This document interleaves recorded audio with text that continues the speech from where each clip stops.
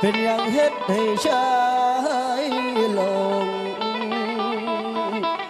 บอกไอ้มาตามตรงบอกว่ายังดอกพ่อน้อยนี่มาคอยตัวไอ้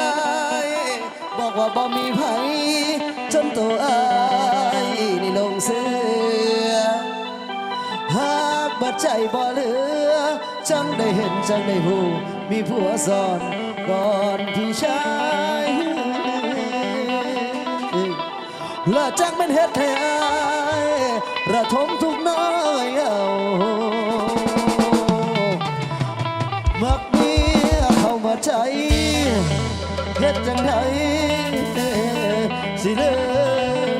กได้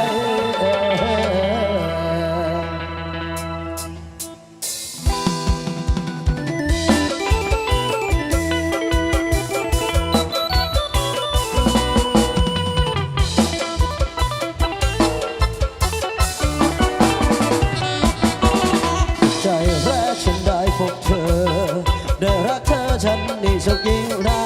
กฉันก็รู้ว่าเธอก็รักว่าเธอก็รักฉันเหมือนกันสองเราสองคนหนึ่งใจยิ่งสิบไกลเราก็ยิ่งผูกพันความรักเราเริ่มเบ่งบานเหมือนดังสวรรค์พร้อมใจยินดีต่อมาฉันได้รู้ความจริงทุกสิ่งฉันจึงจำชีวิตรู้เห็นว่าผัวเธอไม่รู้จะทำไงดีเพราะตัวฉันนั้นรักเธอแล้วหมดใจ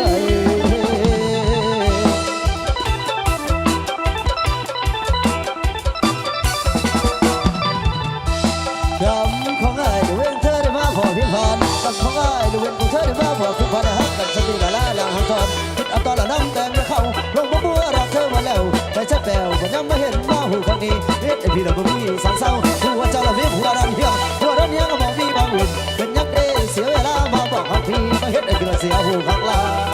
ยมารักฉันทำไมรักทำไมรักฉันทำไมเธอก็รู้เธอมีคู่ใจ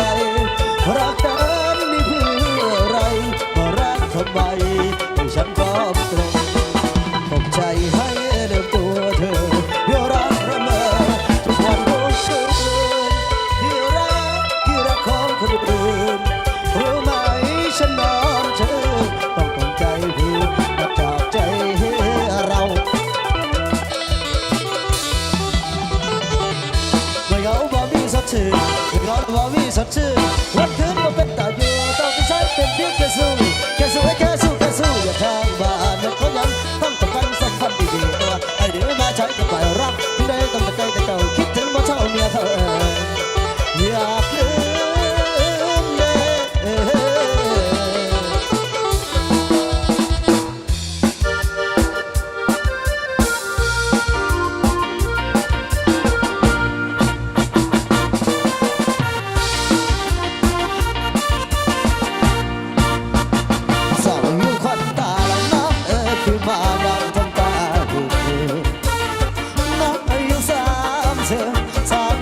ทำไมยังโส